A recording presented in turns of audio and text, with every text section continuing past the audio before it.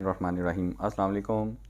This is Mohammad Tayyab from intersales communication. आज हम बात कर रहे हैं problem solving and decision making के बारे में। ये हमारे लिए डेली लाइफ में भी इम्पॉर्टेंट है और प्रोफेशनल लाइफ में भी इम्पॉर्टेंट है।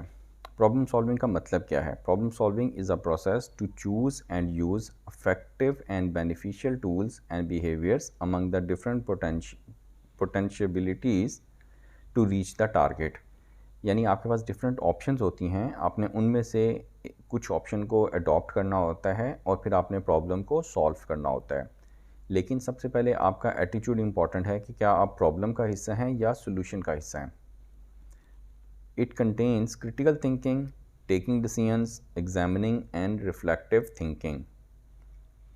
ये चार चीज़ें बहुत इंपॉर्टेंट है प्रॉब्लम सॉल्विंग में।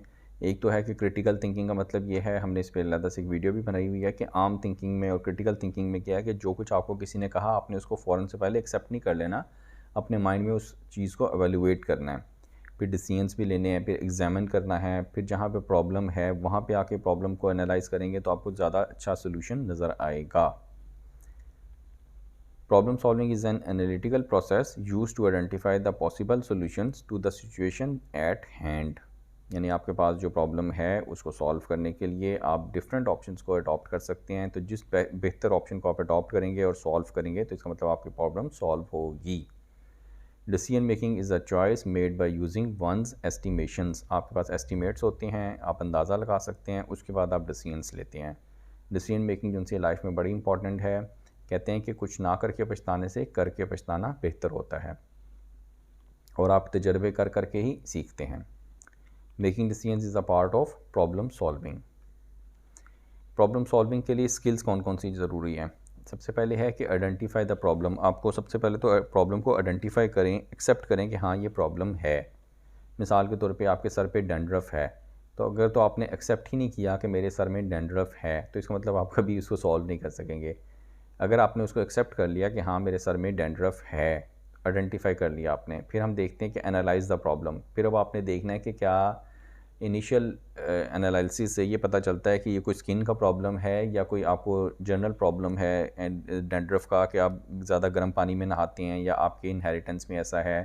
तो उसको थोड़ा सा एनालाइज कर लिया आपने, डिस्क्राइब द प्रॉब्लम। फिर आपने देख लिया कि नहीं मुझे स्किन का प्रॉब्लम नहीं है, मुझे एक जनरल थोड़ा सा डैंड्रफ का प्रॉब्लम है। Look for root causes. आपने देखा कि मुझे प्रॉब्लम हो सकता है ये गर्म पानी की वजह से ज़्यादा है, सर्दियों में ज़्यादा हो जाती है, तो मैं बेहतर शैम्पू इस्तेमाल कर लूँ, मैं ज़रा ऑयलिंग अपने सर पे ज़्यादा कर लूँ, तो उससे ये प्रॉब्लम सॉल्व हो सकती है।